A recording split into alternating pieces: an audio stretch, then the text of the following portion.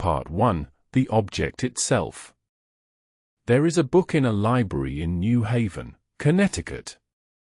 It sits in a climate-controlled vault at Yale University's Voynich Rare Book and Manuscript Library, catalogued under the call number MS408. It is small, roughly the size of a modern paperback, a little thicker. Its pages are made of vellum, which is calf skin treated and scraped until it is thin enough to write on. The vellum is old. Radiocarbon dating places it in the early 15th century, somewhere between 1404 and 1438. The ink on its pages is also consistent with that period. In almost every measurable physical way, it is an ordinary medieval manuscript. Except for one thing. Nobody can read it. Not one word. Not one sentence. Not one character. In over 600 years of existence, across multiple centuries of the most determined scholarly and cryptographic effort ever applied to a single document, the Voynich Manuscript, as it has come to be called, has never yielded its meaning to anyone. It has defeated professional codebreakers. It has resisted the most advanced computational analysis. It has attracted the attention of linguists, mathematicians, historians, computer scientists, and obsessives of every kind, and it has defeated them all. It simply sits there, in its vault, in its language that isn't a language, being completely and magnificently silent. Tonight, I want to take you into that silence. I want to walk you through the pages of this book, to describe what you would see if you were allowed to hold it in your hands, to turn its pages, to look at its strange illustrations and its stranger text. I want to tell you the story of how it was found, who has tried to read it, and what they found when they tried. And at the end, I want to sit with you in the mystery itself, not trying to solve it, but simply to appreciate what it means that such a thing exists. A book that speaks to no one. A book that has been waiting for 600 years for someone who can understand it. Let's begin. Imagine you are allowed into the Voynich Library's reading room. You have filled out the forms, shown your credentials, explained your purpose.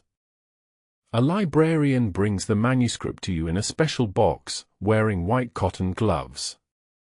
She sets it on a foam cradle designed to support it without stressing the binding. She steps back. You open it. The first thing you notice is the vellum itself, creamy, slightly yellowed with age, but in remarkably good condition for something 600 years old. The pages have a slightly rough texture on one side, smoother on the other. Some pages are stained, a few have small holes where the original animal skin had natural imperfections. The manuscript was clearly well cared for at some point in its history, and clearly neglected at others. Then you look at the text. It runs left to right, in lines, organized into paragraphs, just like a normal book in a European language. The handwriting is consistent. Most scholars believe the manuscript was written by a single scribe, or possibly 2 or 3 working in very similar styles. The pen strokes are confident, not hesitant. This person knew what they were writing. The text flows naturally from line to line, with regular word spacing and what appear to be consistent rules about letter combinations. And yet, you cannot read a single word. Not because the handwriting is unclear, it is actually quite legible, in its way, but because the alphabet is entirely unknown. The characters are not Latin letters, not Greek, not Hebrew, not Arabic, not any script that appears anywhere else in the historical record. There are approximately 20 to 25 distinct characters, depending on how you define and count them, arranged in combinations that form what appear to be words of varying lengths. The words look real. They have the shape and rhythm of real language, some short, some long, with natural-looking variation. Statistical analysis confirms that the text has internal structure. Certain characters tend to appear at the beginnings of words, others at the ends. Certain combinations are common, others rare or absent. This is exactly what you'd expect from a real written language.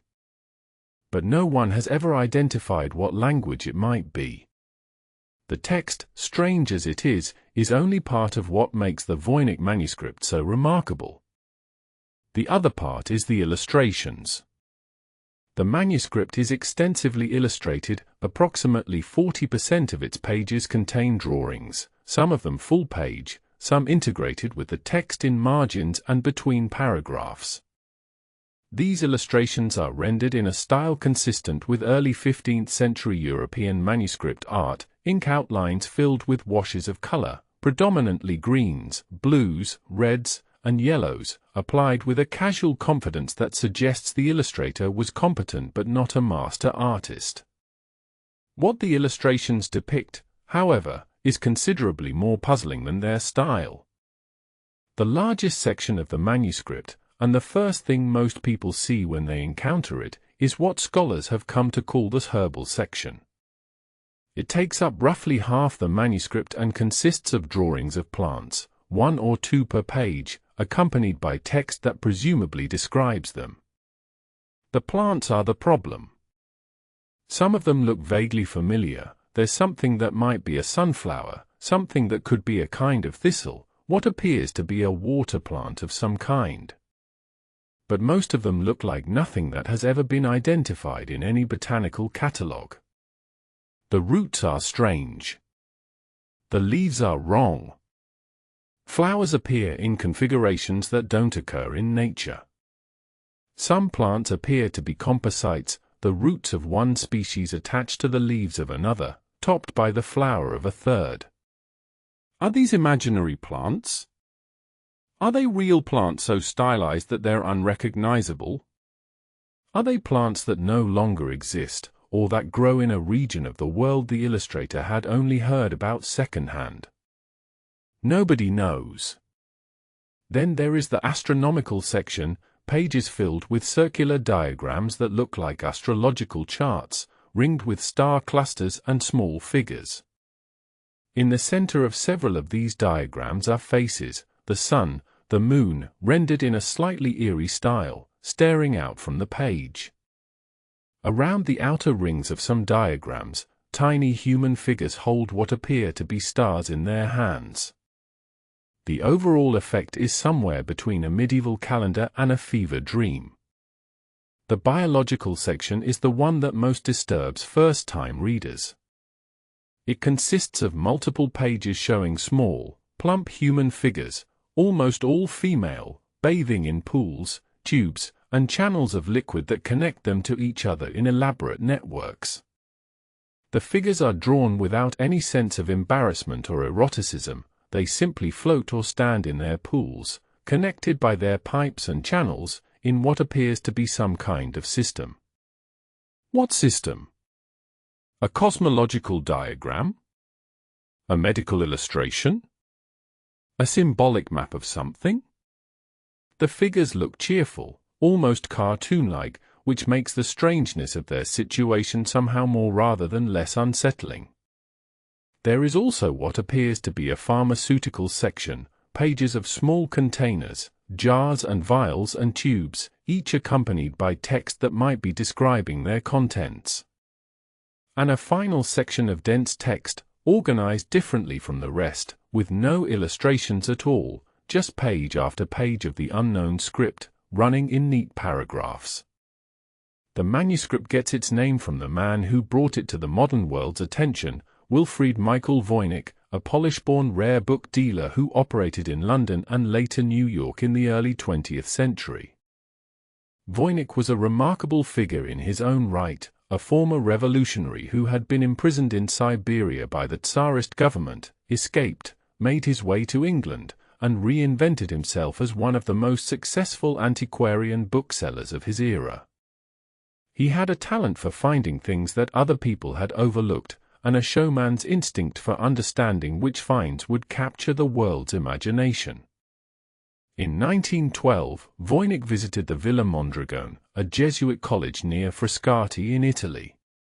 The Jesuits were in financial difficulty and were selling some of their holdings, and Voynich, always alert to opportunity, had arranged to look through some of the manuscripts they were willing to part with. Among the items he found was an unprepossessing bundle wrapped in vellum, which, when he opened it, revealed the manuscript we now call by his name. Voynich immediately recognized that he had found something extraordinary.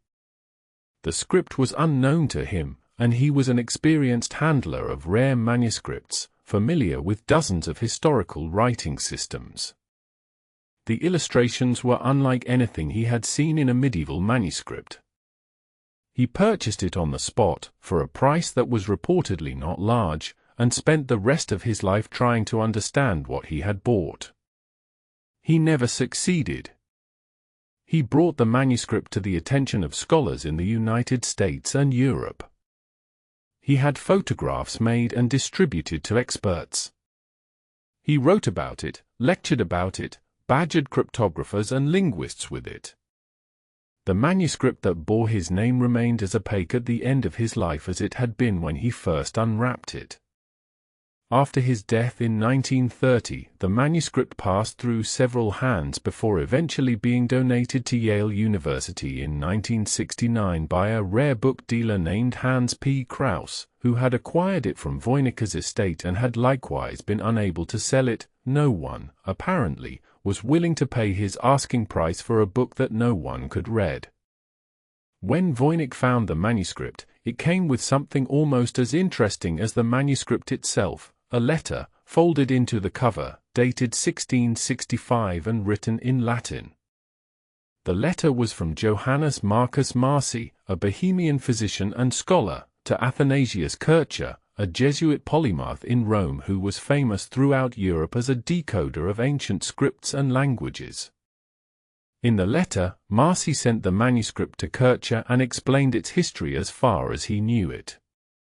According to Marci's letter, the manuscript had once been owned by Emperor Rudolf II of the Holy Roman Empire, the famously eccentric ruler who reigned in Prague from 1576 to 1612, and who was obsessed with alchemy, astrology, and the occult sciences. Rudolf had supposedly paid 600 gold ducats for the manuscript, an enormous sum, equivalent to the annual salary of a skilled craftsman for many years. Rudolf, according to the letter, believed the manuscript had been written by the 13th-century philosopher Roger Bacon. Roger Bacon was a fascinating figure to invoke, an English Franciscan friar who had been, by the standards of his time, remarkably scientific in his outlook, writing about optics, mathematics, and the possibility of mechanical devices in ways that seemed almost prophetic. He had also been rumored, in later centuries, to have possessed secret knowledge encoded in ciphers. Connecting the Voynich manuscript to Roger Bacon gave it a glamorous provenance and an implicit claim to hidden wisdom. The Bacon attribution turned out to be almost certainly wrong. The radiocarbon dating places the vellum's creation more than a century after Bacon's death. But the letter from Marci established something important. By 1665, the manuscript was already a mystery. Already, nobody could read it. Already, it was being sent to the greatest decoder of ancient languages in the world with an implicit plea, "Can you crack this?" Kircher, apparently, could not. Or if he could, he left no record of it. Let me slow down and spend a little more time with the physical object itself, because the details matter. They carry clues, or possible clues, that scholars have spent decades arguing about. The manuscript is 234 pages long, though it was probably longer originally. There are clear gaps in the numbering system, places where pages have been removed or lost. Some of the pages are folded out. They unfold to reveal large diagrams, the biggest of which is a map-like illustration that stretches across 6 pages when fully opened. This is unusual for a manuscript of this size and type, fold-out pages were expensive to produce and were used for content that needed to be seen all at once. The vellum, as mentioned, has been radiocarbon dated to the early 15th century. This is the date of the material, not necessarily the date of the writing. In theory, someone could have written on older vellum, though this would be unusual. Most scholars accept that the manuscript was probably written in the first half of the 15th century, in the general region of Europe, though neither the exact date nor the place of origin has been established. The ink is iron gall, a standard medieval ink made from oak galls, iron sulfate, and water, used across Europe for centuries. The colored washes appear to have been added at a different time from the original text, possibly by a different hand. Some of the coloring is applied carelessly, going over the lines, missing sections, suggesting it was done quickly, perhaps by someone less skilled than the original scribe. The binding is not original. The manuscript has been rebound at some point in its history.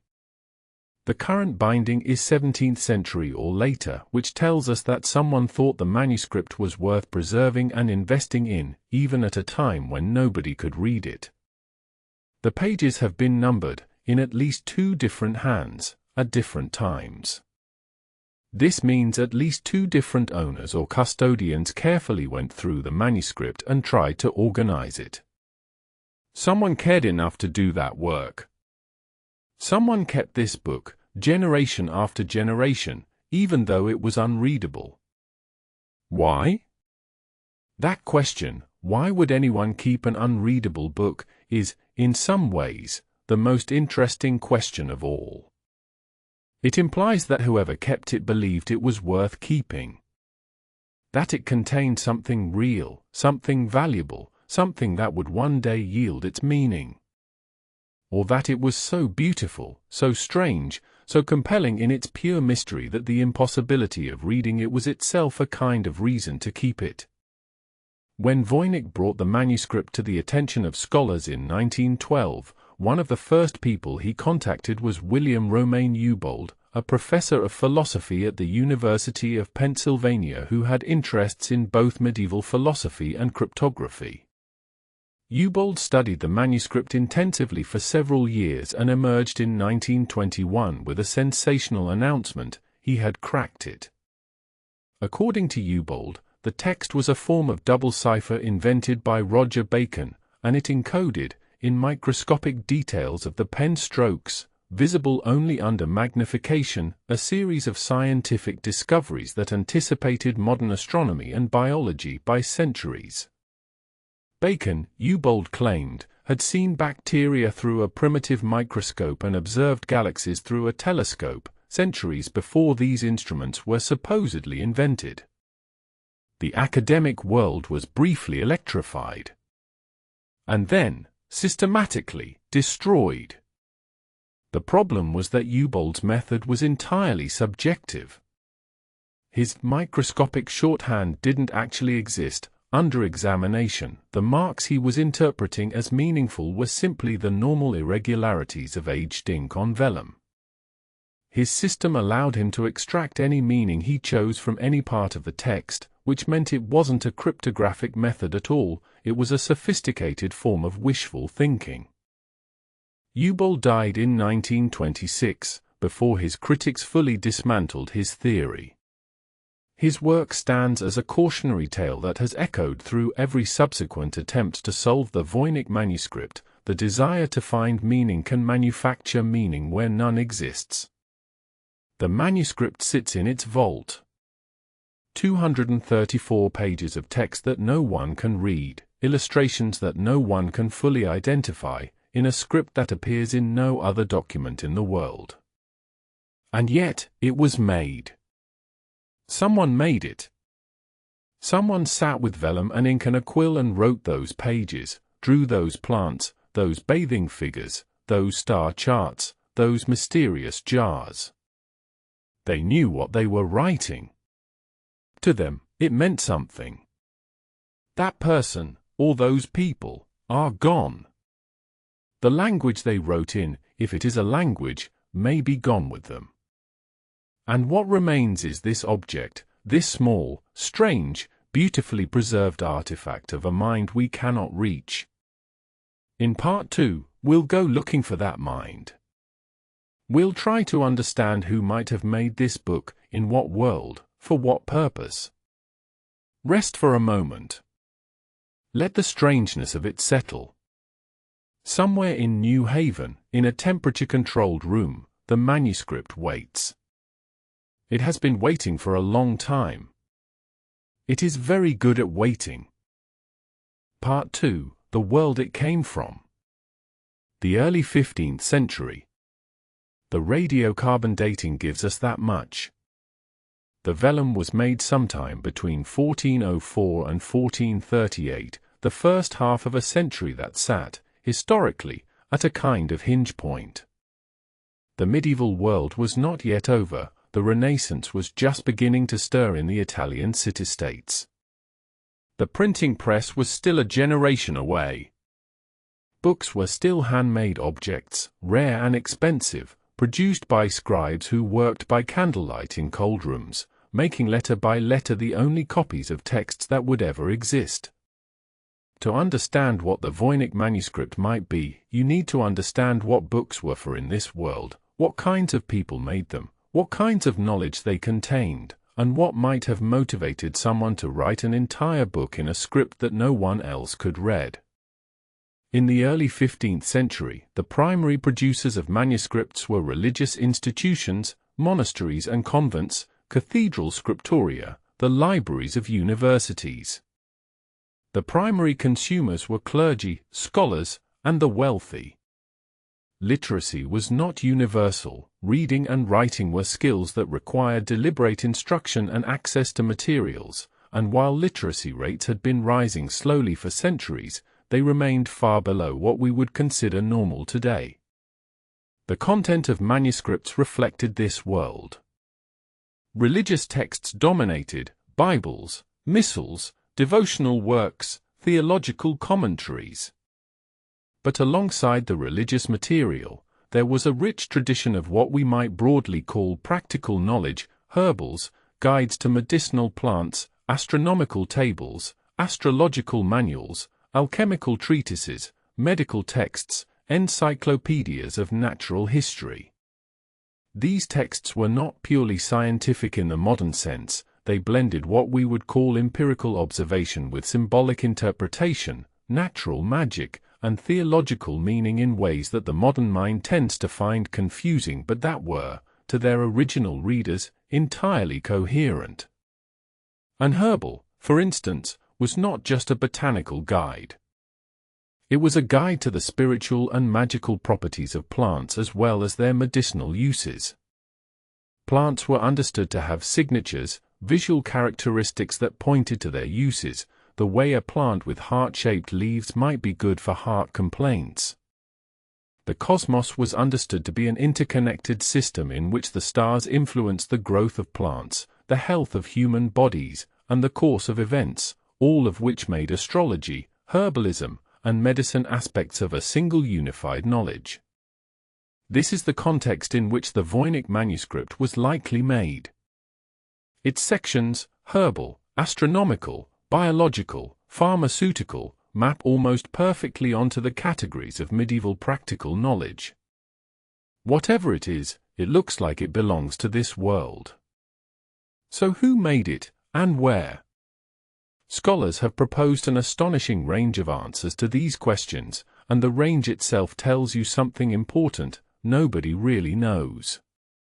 The most widely accepted geographical hypothesis is that the manuscript originated in northern Italy, probably in the region around Milan, Bologna, or the area then under the influence of the Este family in Ferrara. This hypothesis is based on the style of the illustrations, which have characteristics consistent with northern Italian manuscript art of the early 15th century, on the style of some of the human figures, which have parallels in Italian manuscripts of the period, and on the provenance of the manuscript as far as we can trace it, which leads back through Rudolf II's court in Prague and possibly through earlier owners in the Italian states. But northern Italy is a large area, and the hypothesis is based on stylistic comparisons that are suggestive rather than definitive. Other scholars have proposed a German or Flemish origin. Others have suggested the manuscript was produced in one of the Jewish communities of medieval Europe, pointing to similarities between some of the characters and certain Hebrew scripts. Others have argued for a connection to the court culture of the Holy Roman Empire, where interest in alchemy, astrology, and occult knowledge was particularly intense. The most dramatic recent proposal, and one that attracted considerable media attention, was made by scholars who argued that some of the illustrations in the manuscript's astronomical section show a volcanic eruption consistent with a specific eruption of a specific Italian volcano, and that this provides a precise date and geographical anchor for the manuscript's creation. The argument is ingenious but contested. Most specialists are skeptical. What everyone agrees on is this: the manuscript was made in Europe, in the early to mid-15th century, by someone who was literate in a conventional European sense. The layout, the visual organization, the approach to illustration all reflect European manuscript conventions, but who chose to use an entirely non-European, or entirely invented, script? Why would someone write a book in a script no one else could read? This is perhaps the most fundamental question about the Voynich manuscript, and the answer you give to it shapes everything else about how you think about the document. There are several possibilities, and they lead to radically different conclusions about what the manuscript actually is. The first possibility is that the script is a cipher, a deliberate encryption of a text written in a known language, designed to conceal its contents from unauthorized readers. This was not unusual in the medieval period. Alchemists routinely encoded their recipes in obscure symbols and invented languages, both to protect valuable knowledge from competitors and to give their texts an air of esoteric authority. Medical practitioners kept their most valuable formulas in private codes. Scholars sometimes wrote in cipher simply because they could, as a form of intellectual showing off. If the Voynich manuscript is a cipher, then the text is real. It encodes something meaningful, in a language that presumably exists, and the problem is simply to find the key. This is the hypothesis that has motivated most of the cryptographic attacks on the manuscript over the past century. The second possibility is that the script represents a constructed or invented language, what linguists call a constructed or a priori language. In the medieval and Renaissance period, there was genuine philosophical interest in the idea of a perfect or universal language that would be more logical than natural human languages, more expressive, possibly capable of capturing truths that conventional languages distort. Several such philosophical language projects are known from this era, and the Voynich manuscript has been proposed as an early example of one. If this is the case, the manuscript might be entirely readable in principle, once one understands the rules of the invented language, but there may be no key to those rules, since the language's inventor may have never written them down separately. The third possibility, the one that professional linguists tend to find most disturbing, is that the text is a sophisticated hoax. Not a simple fake, but a document carefully constructed to look like a cipher or a language while actually encoding nothing at all.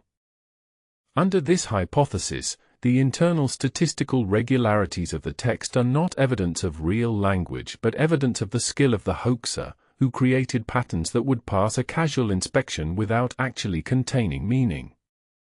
The fourth possibility is the most poignant, that the manuscript was written by someone in a state of psychological disturbance, someone who believed they were writing something real and meaningful, but who was writing in a script that existed only in their own mind, with a consistent internal logic that to them felt entirely genuine but that encoded only the workings of a single, unreachable consciousness. We do not know which of these is true. We may never know. This is where it gets genuinely complicated, and genuinely interesting for those who like to think about language. In the 1940s and 1950s, several serious cryptographers, including people who had worked on breaking codes during World War II, applied statistical analysis to the Voynich text. What they found was perplexing. The text has statistical properties consistent with real language. The distribution of word lengths, the frequency of individual characters, the patterns of how characters combine, all of these fall within ranges seen in natural human languages. There is something called Zipf's law, a mathematical relationship between the frequency of words and their rank in a frequency table that holds across almost all known human languages, and the Voynich text appears to follow Zipf's law.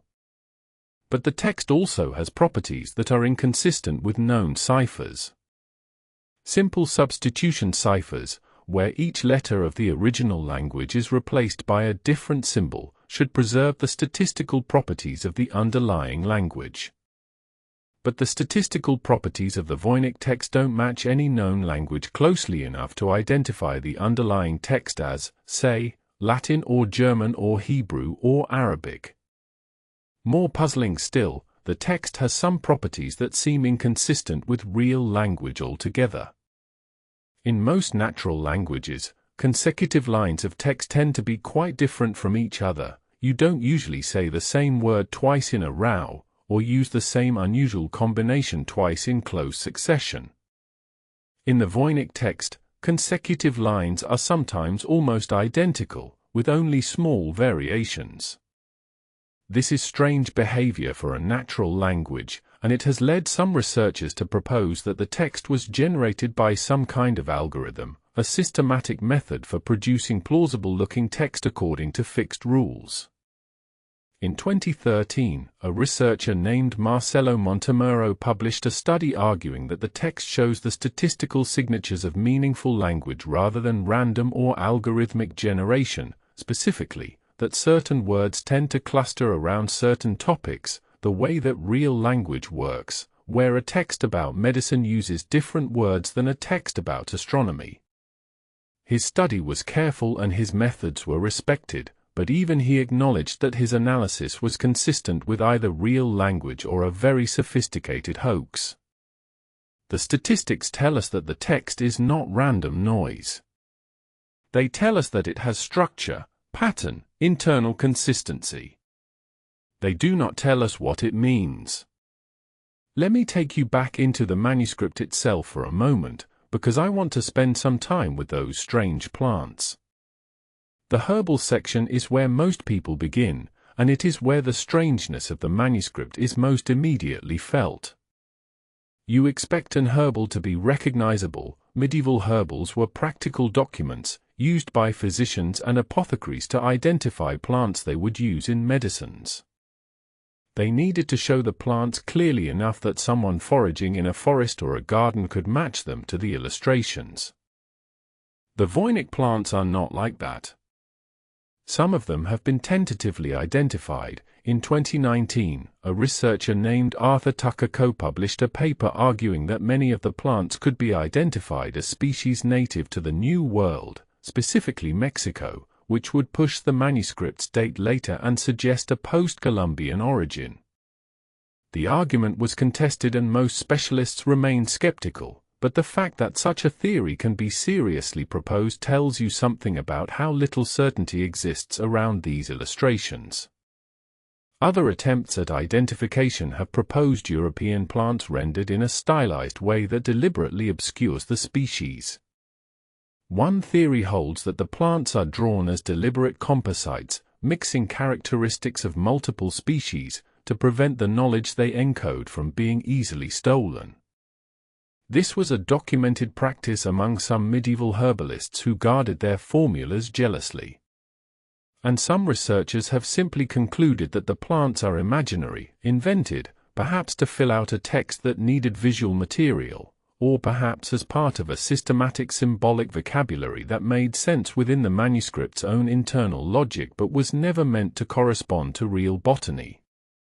What makes the botanical mystery so frustrating is that it would seem like the easiest part to solve. Plants are real things. They still grow. If you drew a medieval plant accurately, someone should be able to identify it, even now. The fact that no one can is either evidence that these plants were never real, or evidence that they were drawn with a deliberate obscurity so complete that 6 centuries of botanical knowledge has not been able to penetrate it. Before we leave part 2, I want to return to those figures in the biological section, because I think they deserve more attention than they usually get. The small, plump women bathing in their interconnected pools appear on nearly a quarter of the manuscript's pages. They float, they stand, they gesture to each other across their tubes and channels. Some of them seem to hold objects, stars, or round things. Some emerge from flowers, some are surrounded by what might be anatomical diagrams. All of them are rendered with the same slightly stylized confidence, round faces, rounded bodies, a sense of contentment that borders on the uncanny. What are they? The most common scholarly interpretation is medical, that these are illustrations from a text about the humors, or about the female reproductive system, or about bathing as a therapeutic practice. All of these were legitimate topics in medieval medicine, and all of them would be illustrated in the kinds of texts that circulated in the early 15th century.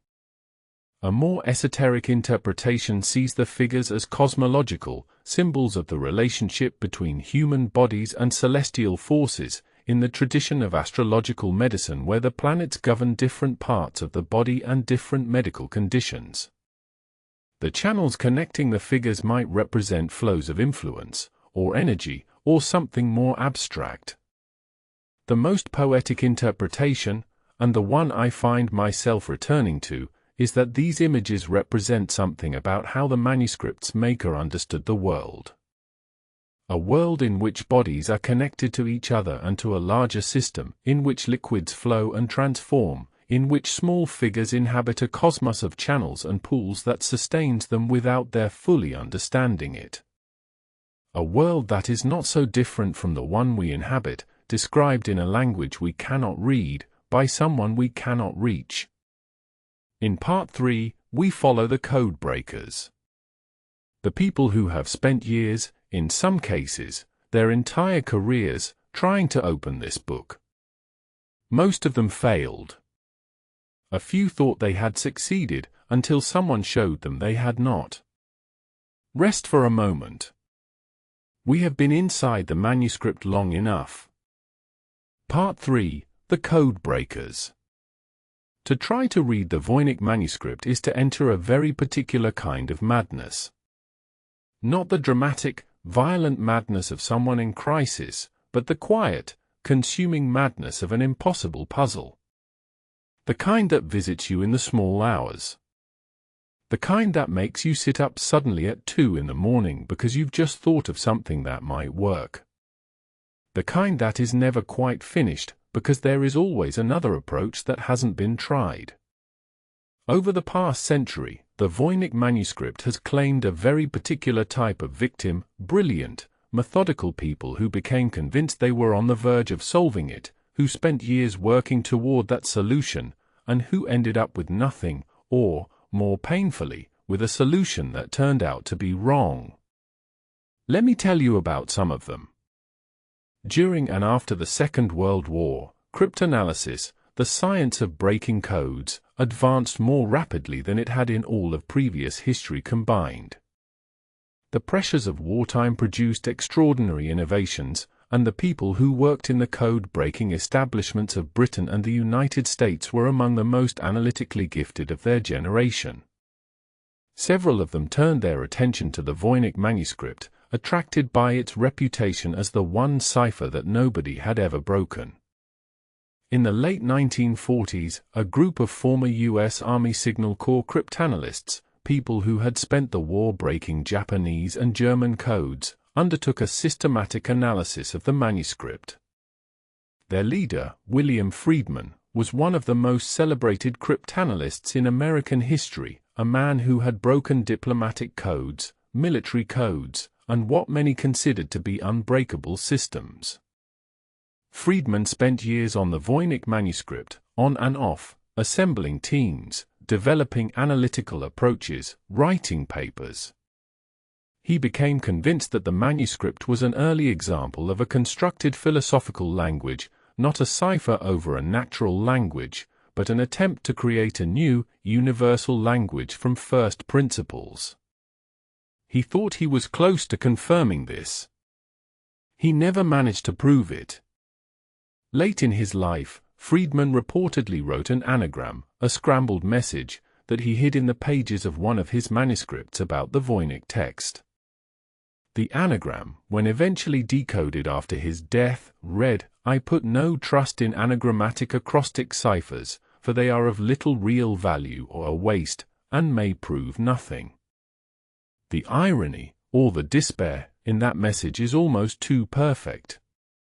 The failure of the World War II cryptanalysts is significant because these were not amateur enthusiasts. These were professional code breakers with access to the most advanced analytical tools of their era, working in teams, with institutional support. If they could not break it, that tells us something real about the nature of the problem. I want to tell you about a particular kind of Voynich researcher, the kind who becomes convinced they have found the key, who spends years building their solution, who publishes with confidence, and who is then quietly, methodically demolished by their peers. There have been many such researchers, and their stories have a melancholy pattern: initial insight, growing conviction, published claim, peer review, collapse. In 2017, a researcher named Nicholas Gibbs published a lengthy article in the Times Literary Supplement claiming to have sold the Voynich Manuscript. According to Gibbs, the text was a Latin herbal written in an extremely compressed system of abbreviations, similar to shorthand systems used by medieval scholars. He had identified a correspondence between the Voynich characters and known Latin abbreviations, and had produced what he claimed were readable translations of several passages. The response from the scholarly community was swift and largely negative. Experts in medieval manuscripts pointed out that Gibbs's abbreviation system had no documented historical parallel. His translations were grammatically and contextually implausible. His methodology allowed him to read almost anything he chose into any passage. Within weeks, his theory had been effectively dismantled, though Gibbs himself maintained his position. This pattern, claim, counterclaim, collapse, has repeated itself many times. A Brazilian researcher claimed the text was a form of Arabic-based phonetic script. An Austrian researcher argued it encoded an early form of Ukrainian. A Spanish researcher proposed that it was a constructed language based on a medieval philosophical system. A retired IT professional announced he had identified the underlying language as Hebrew, rearranged and partially obscured. Each of these claims generated media attention, each attracted expert scrutiny, and each was found wanting in ways that, with hindsight, are often obvious. What is interesting about this pattern is not the failure itself. Cryptography is hard, and the Voynich manuscript is especially hard, but the psychology behind it. These are not foolish people. Many of them are highly intelligent, methodical, and genuinely learned. Yet they all make the same fundamental error: they become so invested in their hypothesis that they stop asking whether the evidence fits the theory and start asking how to make the theory fit the evidence. The manuscript invites this. Its very ambiguity is a kind of trap. There is always enough pattern, always enough suggestion of structure, that a sufficiently creative interpretation can find meaning. The problem is that the meaning is in the interpreter, not in the text. With the advent of computers, and later of machine learning and natural language processing, the approach to the Voynich manuscript changed dramatically. Where human researchers had previously analyzed the text manually, counting characters, measuring frequencies, building tables by hand, computational tools made it possible to analyze the entire manuscript in seconds and to compare its statistical properties against databases of known languages and texts. The results were, depending on how you looked at them, either enormously helpful or profoundly unhelpful. On one hand, computational analysis confirmed what human researchers had suspected: the text has real statistical structure. It is not random. It behaves, in certain ways, like a natural language. The Zipf's law relationship holds. Word frequencies follow patterns. Certain character combinations are preferred, others are systematically avoided. On the other hand, computational analysis has consistently failed to identify the underlying language, if there is one. Attempts to match the Voynich text against every major language family in the world have found no convincing match.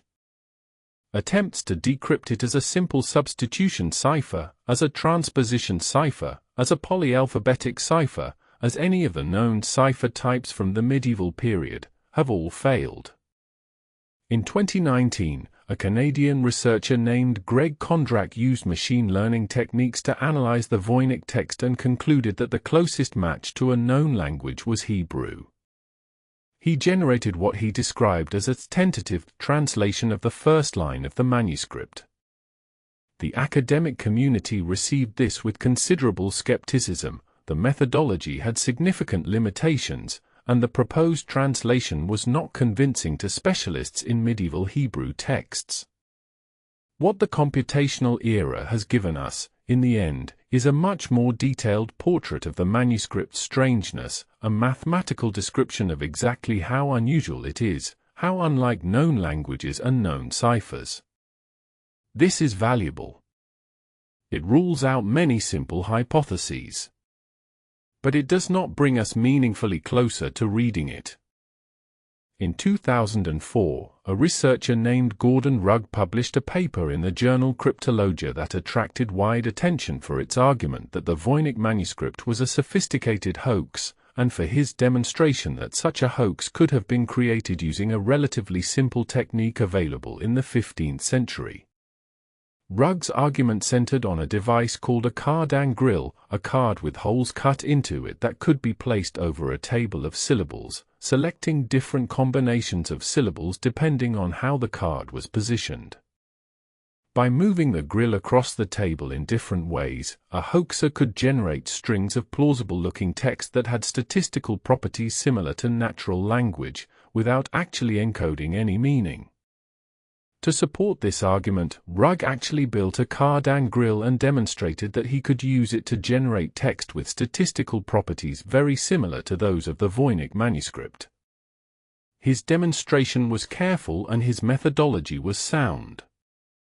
The implications of Rugg's argument are significant. If he is right, the Voynich manuscript is not a cipher, not a language, not an encoding of secret knowledge. It is a very clever fake, perhaps made to deceive a credulous buyer like Emperor Rudolph II, who was willing to pay enormous sums for texts that claimed to contain alchemical or philosophical secrets. But Rugg's theory has its own problems. Statistical similarity is not identity. The fact that you can generate text with similar properties using a card grill doesn't prove that the manuscript was generated that way. Rugg showed that the hoax was possible, not that it happened. And many researchers feel that the sheer volume of the manuscript, hundreds of pages of consistently structured text, would have required an extraordinary amount of work for a hoax, more work than the potential reward would seem to justify. Not everyone who studies the Voynich manuscript tries to read it. Some researchers have taken a more archaeological approach, trying to understand the object on its own terms, as a physical artifact with a history, rather than as a code to be cracked. Lisa Fagin Davis, a medievalist and manuscript scholar, has been one of the most careful voices in Voynich studies, arguing that the field has been dominated by cryptographers and computer scientists who don't have the contextual knowledge of medieval manuscripts to properly evaluate what they're looking at. Her contribution has been to insist on what we actually know, as opposed to what we theorize about the manuscript. We know the vellum dates from the early 15th century. We know the script is consistent in ways that suggest a single author or a small group of authors working collaboratively. We know the manuscript was in the possession of Emperor Rudolf II by the late 16th century. We know that Athanasius Kircher, the greatest polymath of the 17th century, was sent the manuscript and apparently couldn't read it either. What we don't know, Davis argues, is almost everything else, and the field has suffered from a tendency to present speculation as fact, to claim certainty where none exists, and to generate media excitement around solutions that haven't been properly peer-reviewed. Her work is a corrective, a reminder that the most honest response to the Voynich manuscript is often simply to say, "We don't know." And that not knowing is a position with its own integrity. There is something I want to say about the experience of trying to solve the Voynich manuscript, which goes beyond the intellectual question of whether it can be done. People fall in love with this manuscript. Not everyone, but a significant number of the people who spend serious time with it develop an attachment to it that is difficult to explain rationally. They find themselves thinking about it when they're doing other things. They dream about it. They feel, sometimes, that they are on the edge of understanding, that if they could just find the right angle, the right key, the door would open. And then it doesn't open. And they're left with that feeling of nearness, the sense that meaning is just out of reach, which is, in some ways, worse than if the manuscript had yielded nothing at all. There is a theory in psychology called the near-miss effect, the observation that coming close to winning something is often more motivating and more frustrating than losing entirely. Slot machines are designed around this principle. So, perhaps, is the Voynich manuscript. It gives you just enough structure to believe there is meaning. Just enough pattern to think you're close. Just enough ambiguity to accommodate your theory. And then, when you check your work, when you submit it to the scrutiny of experts, it turns out that what you found is not the key to the manuscript, it's the shape of your own mind, reflected back at you from those inscrutable pages. In Part 4, we sit with the theories that remain. Not the debunked ones, not the wishful ones, but the serious, careful, responsible possibilities that the best researchers currently hold. And we sit with the possibility that we may never know. Rest a moment. Part 4. What it might mean. We have arrived at the place where certainty runs out. This is an uncomfortable place for most of us. We are accustomed to questions having answers, to mysteries being solved, to locked rooms eventually yielding their secrets. The entire apparatus of modern science is built on the premise that careful observation, rigorous method, and enough time will eventually explain anything. The Voynich manuscript does not cooperate with this premise. After more than a century of serious scholarly attention, after the application of every tool that cryptography, linguistics, computer science, and manuscript studies can bring to bear, the text remains unread. The best we can say is that we have a much clearer picture of what it is not. We have learned, definitively, what doesn't work. And we have arrived at a small number of remaining serious possibilities that cannot currently be ruled out and that may never be definitively resolved. Let me walk you through them, calmly and honestly. Not as revelations, but as the genuine state of our knowledge. The first serious remaining hypothesis is that the Voynich manuscript is a cipher, specifically, a polyalphabetic or otherwise complex cipher that is beyond the ability of current methods to crack without the key. This might seem unlikely, given how much effort has been applied to the problem.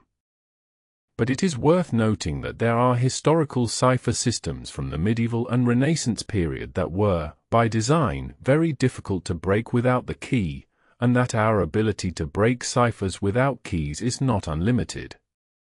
If the Voynich cipher was designed by a particularly sophisticated cryptographer to resist exactly the kind of frequency analysis and statistical attack that has been applied to it, it might be resistant to those attacks by design.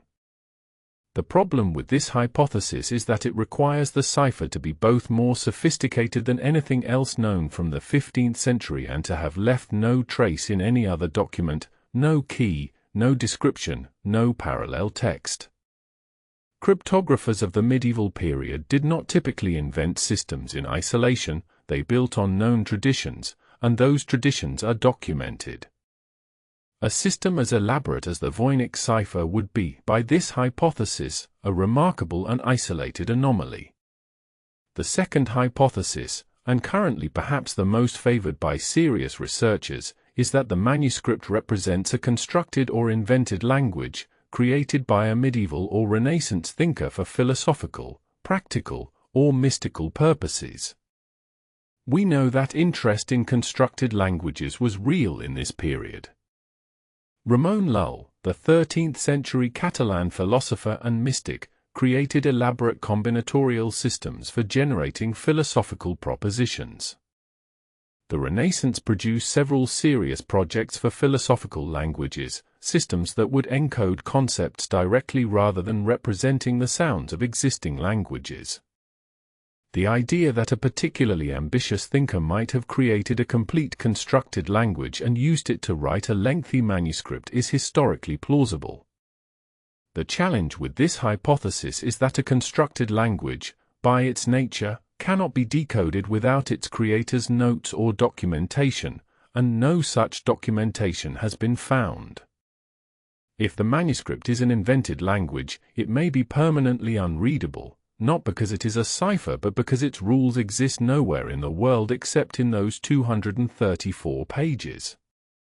The third hypothesis, the one that serious linguists find most difficult to dismiss, is that the manuscript encodes a natural language, but one that was written using a script specifically designed to disguise its identity. Under this hypothesis, the underlying language might be Hebrew, or Arabic, or some form of Romance or Germanic language, but it has been transcribed using a substitution scheme complex enough to defeat analysis without the key. This is essentially a variant of the cipher hypothesis, but with the important difference that the text, once decoded, would be in a language that specialists could read. The problem is that no combination of known substitution schemes has produced convincing results with any known language. Let me return to the hoax hypothesis, because I think it deserves more careful treatment than it usually gets. When people hear that the Voynich manuscript might be a hoax, they tend to react with disappointment, as if the hoax hypothesis drains the object of its interest, reduces it from a profound mystery to a mere deception. But I think this gets things exactly backwards. If the Voynich manuscript is a hoax, it is one of the most extraordinary works of human creativity in the medieval period. Creating a document that would fool the greatest cryptanalysts, linguists, and computer scientists of the following 6 centuries, creating a text that has statistical properties indistinguishable from natural language, that produces the sensation of meaning without containing it, that sustains the illusion of a complete and consistent system across 234 pages. This would be an achievement of profound intellectual sophistication. The hoaxer, on this reading, would be a kind of dark genius, someone who understood language so deeply that they could simulate it without speaking it, who understood the psychology of interpretation so well that they could produce a text that would reliably induce the feeling of understanding in anyone who examined it, without ever delivering the thing itself. And there is something else about the hoax hypothesis worth dwelling on. Even if the text encodes nothing, the manuscript as a physical object is real. The plants were drawn, strange as they are. The women in the water exist. The astronomical diagrams were made by someone's hand.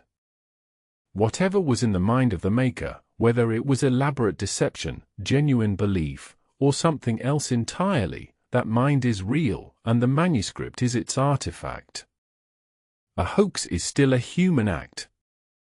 A hoax is still someone saying, "Look at this. Think about this. Try to understand this." The silence of a hoax is still a silence that was chosen. This is perhaps the most delicate of the serious hypotheses, and I want to approach it with care. One of the possibilities that cannot be ruled out, and that some serious researchers have raised, is that the Voynich Manuscript was produced by someone experiencing a form of psychosis or other condition that involved the creation of elaborate, internally consistent systems of meaning that did not correspond to external reality. This is not as marginal a possibility as it might sound. There are documented cases throughout history of people producing extensive writings in invented scripts or languages, scripts and languages that had great meaning to their creators, that were internally consistent and followed rules that their creators fully understood, but that were inaccessible to anyone else because the rules existed only in the creator's mind. The clinical term for some of these cases is glossolalia in its written form, but that doesn't fully capture the phenomenon of someone who creates, over an extended period, a complete alternative symbolic system with apparent internal logic, one that feels to them as real and meaningful as any language. If the Voynich Manuscript is something like this, then it is not a cipher and it is not a constructed language in any philosophically intentional sense. It is the record of a mind that had its own private language, a language that was entirely real and meaningful to the person who wrote it, and that is inaccessible to us not because we haven't found the key, but because the key was never external to its creator. This hypothesis, if true, would mean that the manuscript is simultaneously meaningful and untranslatable. It would mean that somewhere behind those pages is a consciousness that spoke, genuinely and completely, in a language that died with it. The sadness of that possibility is almost unbearable. And also, somehow, beautiful. I want to step back from the specific hypotheses for a moment and ask a larger question: what does it mean that this object exists? We live in an era of information saturation. There is almost nothing about the past that feels genuinely unknowable. We can read the correspondence of Julius Caesar's contemporaries. We know what ancient Egyptians ate for breakfast. We can reconstruct the daily routine of a medieval peasant from documentary records. The past, while not fully transparent to us, has become increasingly legible. We have tools, archaeological, computational, documentary, that let us read backward through time with a precision that would have seemed impossible even 50 years ago. The Voynich Manuscript is a refusal of all that. It is a document from a time and place we can locate, early 15th century Europe, produced by hands we can imagine, in a context we can partially reconstruct, and it will not speak to us. It sits in its vault and it is silent, and no amount of intelligence or method has been able to change that. There is something almost philosophical about this. The manuscript seems to say, there are limits to what you can know. There are minds you cannot reach. There are languages that only one person ever knew, and that person is gone, and the language went with them. We find this difficult to accept. We keep trying. New technologies emerge, and each new technology is turned on the Voynich Manuscript, and each new technology eventually falls silent in front of it. Maybe that is what the manuscript is for. Not to be solved, but to remind us of what it means to be unable to solve something. To practice sitting with a mystery that doesn't resolve. Before we close, I want to take you back into the manuscript one more time, not to analyze it, but simply to look. Open to page 67R. This is one of the full-page circular diagrams from the astronomical section. In the center is a face, the sun, rendered in a medieval style, with rays extending outward in thick, confident strokes. Around the sun is a ring of text. Around the text is a ring of small figures, 12 of them, one for each month of the year, perhaps, or one for each sign of the zodiac, holding what appear to be stars. Around the figures is another ring of text. Around that, more small figures. And at the very edge of the diagram, in the outermost ring, more text, completing the circle. The whole thing is contained, complete, organized. It has the satisfying geometry of a medieval cosmological diagram, the kind of image that was meant to represent the orderly, hierarchical structure of the universe, with the divine at the center and the earthly at the periphery. But you cannot read a word of it. You look at the face in the center and it looks back at you. The figures hold their stars. The text runs in its rings. Everything is where it should be, everything is organized and purposeful, and the purpose is entirely hidden. This is what it feels like to hold the Voynich Manuscript. Not frustration, exactly, though there is frustration. Not wonder, exactly, though there is wonder. Something in between, and underneath, the feeling of standing at the edge of a language, hearing its rhythm, almost feeling its shape in your mouth, and never quite arriving at meaning. The closest human experience I can think of is the experience of understanding that someone you love is speaking, hearing the rise and fall of their voice, the confidence and the hesitation, the moments of emphasis, but not being able to hear the words. Knowing that they are saying something. Knowing that it is real. And knowing that you cannot reach it. The Voynich Manuscript was made by human hands. Someone sat with a piece of scraped calfskin and a quill and ink, and they wrote. Line after line after line, in their unknown alphabet, in their unknowable language, through the hours of a medieval day, by candlelight as the sun went down, perhaps for days and weeks and months. They drew their strange plants, their floating women, their sun-face circles. They made something. They made it for a reason. We do not know the reason. They were alive once, in the way that all of us are alive, fully, completely, with a mind that contained experiences and fears and hopes that we have no access to. They had a language that meant something to them. Maybe it meant something to others too.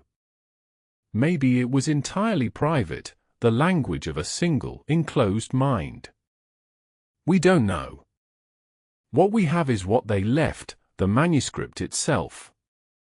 The marks on the vellum. The careful lines of text. The plants that grow in no garden. The women in their endless, gentle water. 600 years have passed. Empires have risen and fallen. The printing press was invented, and then the computer, and then machines that can read the patterns of language faster than any human mind. And still the manuscript has not spoken. Maybe it never will. Maybe that's all right. There is a kind of beauty in the things that remain unknown, a dignity in the mysteries that resist our tools. The universe is full of things we cannot see, forces we cannot measure, questions our instruments were not designed to answer. The Voynich Manuscript is a very human version of that same enormity, a reminder that not everything that was ever thought, felt, and expressed in a human mind has come down to us. Most of it hasn't. Most of the thoughts and feelings and words of all the billions of people who have lived on this earth are gone, not encoded in an unreadable manuscript, but simply gone, evaporated into the air, dissolved into the ground. We are fortunate, in a way, to have even this much. To have the shape of the thing, if not its meaning. To know that someone made it, even if we cannot know what they were saying. The manuscript sits in its vault. It has been there for decades now. Before that, it traveled, through Italy, through Prague, through the hands of emperors and scholars and book dealers and universities. It has outlasted everyone who has ever held it. It will probably outlast us too. And somewhere on its pages, in lines of patient, careful, unknowable script, something is written. Something that someone once knew. Something that, for now, is simply and completely and beautifully silent. Good night.